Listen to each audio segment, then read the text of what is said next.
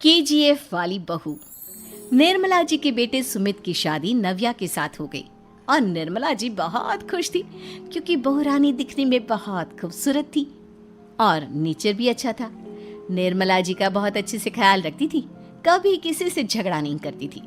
लेकिन निर्मला जी की बहू में कुछ तो अनोखा था और वो ये था कि केजीएफ मूवी देखने के बाद केजीएफ मूवी के हीरो की बहुत बड़ी फैन बन गई थी और बस हर वक्त उसे ही कॉपी करने की कोशिश करती रहती।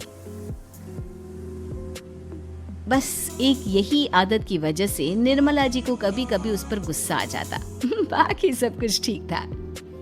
सुमित बेटा, तुम नव्या को समझाने की कोशिश क्यों नहीं करते? अरे बार बार केजीएफ के हीरो की तरह भेस बदलकर घूमती रहती है कॉलोनी में, सब देख देख कर हंसते हैं। क्या करूं मम्मी, मैंने उसे कई बार कहा कि बहू हो, बहू की तरह रहा करो, लेकिन उसके सर पर तो केजीएफ का भूत सवार है, किसी की सुनती ही नहीं। ठीक है बेटा, तो ऑफिस जा, मैं एक बार और उससे बात करने की कोशिश करती हूँ। थोड़ी देर के बाद नव्या अपने कमरे से निकलकर बाहर आती है। अरे बहू, ये क्या, तुम फिर से केजीएफ की एक्टर बन गई? मम्मी जी, आपको पता है ना, मैं उसकी पर्सनालिटी से बहुत इम्प्रेस्ड हूँ और मेरी फेवरेट मूवी है ये। जानती हैं, मैंने तो सारे डायलॉग्स भी रट कर रख लिए हैं। अरे बेटा, लेकिन थोड़ा बहुत समाज की भी तो परवाह करनी पड़ती है ना। तुम इस तरह घूमती हो, सब लोग क्या सोचते होंगे, थोड़ा तो डरा करो। मम्मी जी, डर होना चाहिए और दिल में होना चाहिए, वो अपन के नहीं, सामने वाले के दिल में होना चाहिए। अरे तुम फिर से केजीएफ के डायलॉग मारने लगी। अरे पता नहीं कब समझोगी। डोंट वरी मम्मी जी, मैं अभी आपके लिए गर्मा गर्म कॉफी बना कर लाती हूँ, उसके बाद आपकी सारी टेंशन रफू चक्कर हो जाएगी। कुछ दिनों के बाद। नव्या कहाँ हो तुम? मैं यहाँ हूँ। अरे क्यों इस तरह केजीएफ का हीरो बनकर घूम रही हो? कभी तो मेरी बीवी बनकर रह लिया करो। छोड़ो ना सुमित। अच्छा बताओ, मुझे आवाज किस लिए दे रहे थे? क्या बताऊं यार, मेरे बॉस ने मुझे इतना काम दे दिया ना, पूरी तरह से परेशान हो गया। ऐसा लगता है ऑफिस नहीं, युद्ध पर जाता हूँ। अरे बेटा, परेशान क्यों होता है? ला, मैं तेरा सर दबा देती हूँ, दुखी मत हो, काम तो सबको करना ही पड़ता है। लेकिन मम्मी, ऑफिस में आजकल बहुत काम रहता है, थक जाता हूँ मैं। जानता है बेटा, जब तू छोटा था ना, तो मैं ऑफिस और तुझे संभालने का सारा काम करती थी, तब मुझे भी ऐसा ही लगता था। लेकिन कुछ दिनों के बाद सब ठीक हो जाएगा बेटा। सही कह रही है मम्मी जी, तुम अपने आप को ऑफिस में काम करने की वजह से योद्धा समझते हो, लेकिन जानते हो, इस दुनिया में सबसे बड़ा योद्धा एक माँ होती है। अरे ये डायलॉग तो मैंने कहीं सुना है। जरूर सुना होगा, केजीएफ फिल्म का डायलॉग, भला किसने सुना नहीं होगा? हे भगवान, कोई मेरी बीवी के सर से केजीएफ का भूत उतार दे। कुछ दिनों के बाद। नव्या, सुमित तो ऑफिस चला गया, एक काम करते हैं, हम दोनों मार्केट चलते हैं, मुझे कुछ शॉपिंग करनी थी। ठीक है मम्मी जी, मैं अभी तैयार होकर आती हूँ। थोड़ी देर बाद नव्या फिर से केजीएफ फिल्म के हीरो की तरह गेटअप रखकर आ जाती है। अरे तुम फिर से ये बन गई। चलिए ना मम्मी जी, आप जानती है ना, मुझे ऐसे रहना बहुत पसंद है। प्लीज प्लीज प्लीज मम्मी जी। अच्छा ठीक है, चलो। मार्केट में निर्मला जी को उनकी एक सहेली मिलती है। अरे निर्मला, ये तुम किसे साथ में लेकर घूम रही हो? लगता है फिल्म का हीरो निकलकर तुम्हारे साथ आ गया है। मेरी बहन, क्या बताऊं, ये फिल्म का हीरो नहीं है। अच्छा, ये तुम्हारा बेटा होगा, बहुत दिनों से देखा नहीं ना, इसलिए पहचान नहीं पाई मैं। अरे नहीं नहीं, मेरी पूरी बात तो सुनो, ये मेरी बहू है नव्या। है?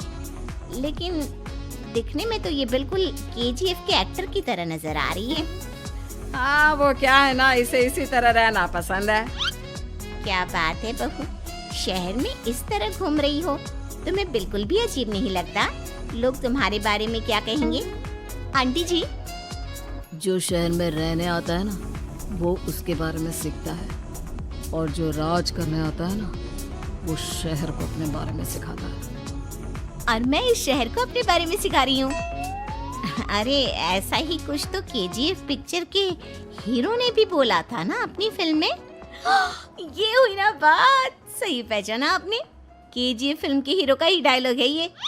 निर्मला जी और नव्या को मार्केट में शॉपिंग करते करते शाम हो जाती है और शाम को घर लौटते वक्त एक सुनसान सड़क पर अचानक से एक चोर उनके सामने आकर खड़ा हो जाता है।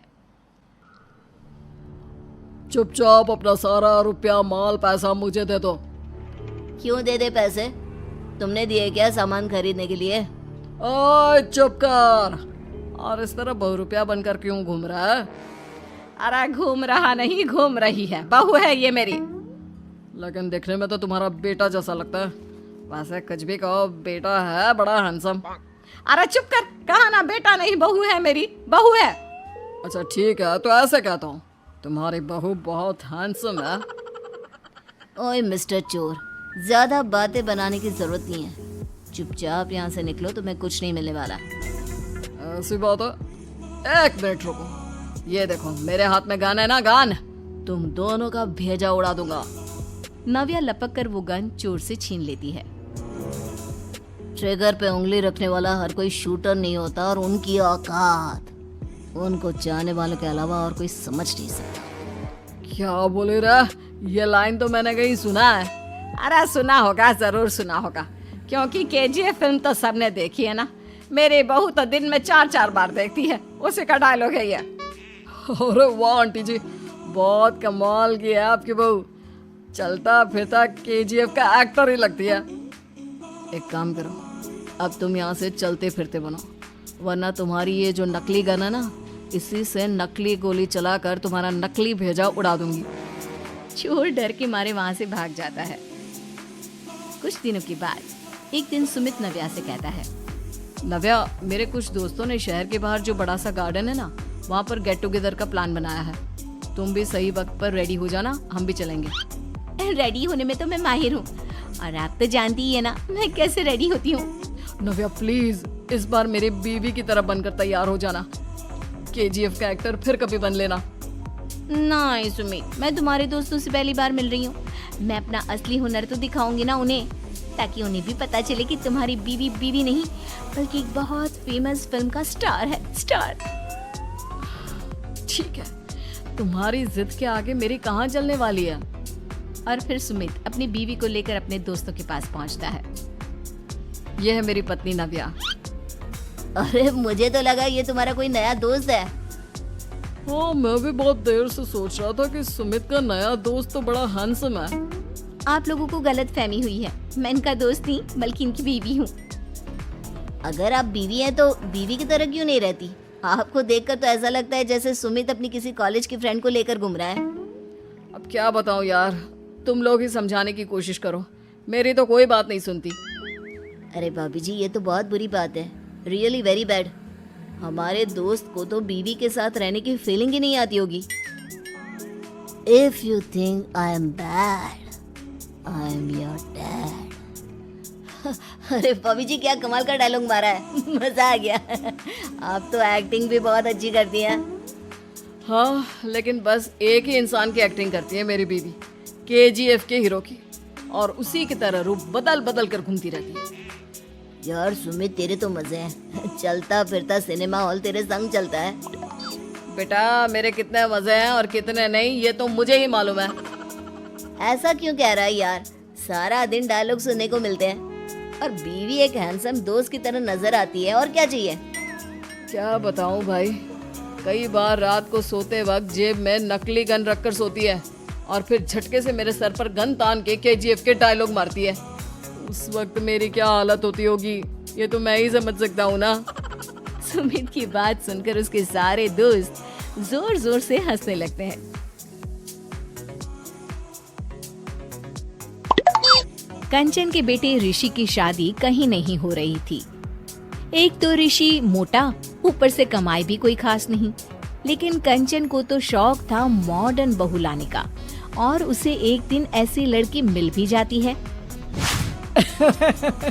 हमें तो आपका ऋषि बहुत पसंद है, लेकिन मैं आपको साफ साफ बता देती हूँ, मेरी बेटी के शौक थोड़े से अलग है बहन जी।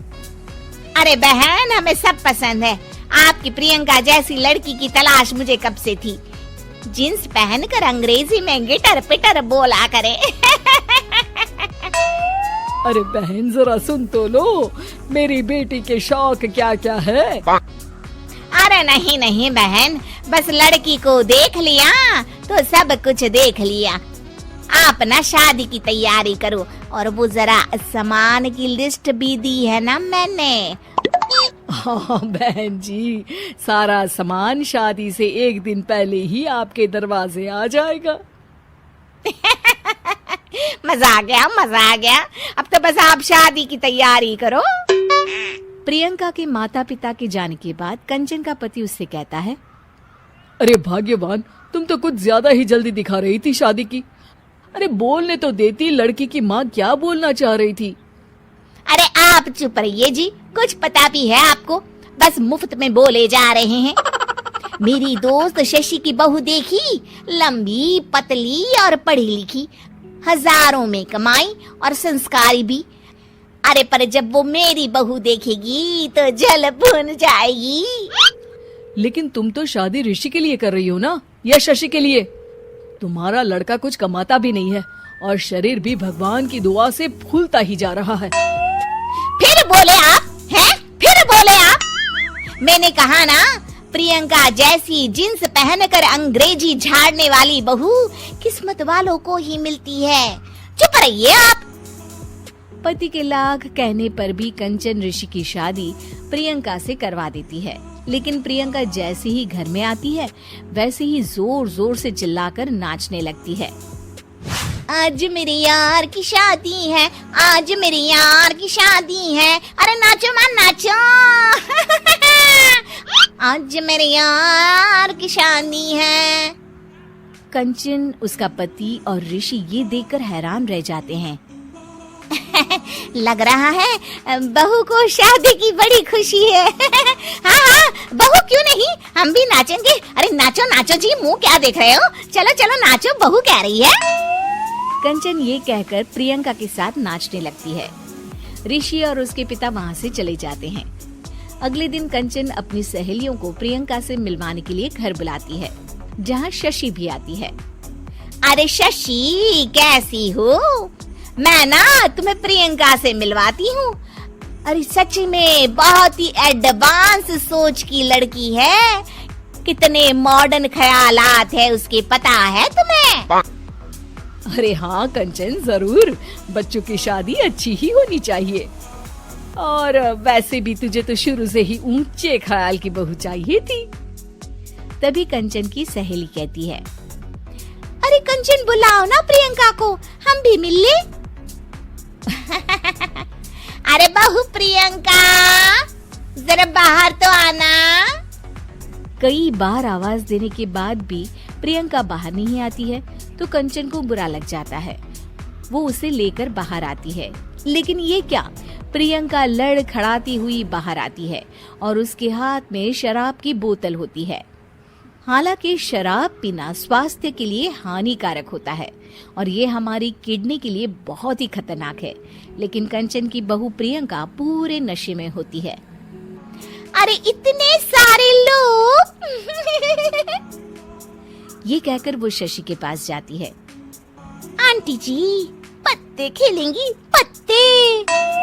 अरे दूर हो, दूर हो, तुम्हारे मुंह से तो शराब की बदबू आ रही है। अरे कंचन, माना तुम्हें मॉडर्न बहू चाहिए, लेकिन आधुनिकता का मतलब ये तो नहीं ना। बुरा न मानना कंचन, तुम्हें पता था कि तुम्हारे बेटे की कमाई और शरीर दोनों ही ठीक नहीं है, तो तुम्हें उसी हिसाब की लड़की से शादी करवानी चाहिए थी। ऐसा कहकर सभी औरतें वहाँ से चली जाती है। तभी प्रियंका की माँ कंचन के घर आती है।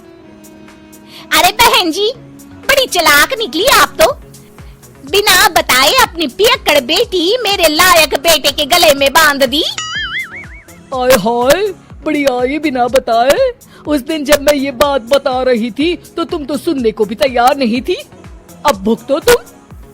ये कहकर वो माँ से वापस चली जाती है। सबके जाने के बाद कंचन अपना सर पकड़ लेती है। हाय रे, आधुनिकता की अंधी दाड़ में मैं अपनी संस्कृति ही भूल बैठी थी। अब तो राम ही बचाए मुझे।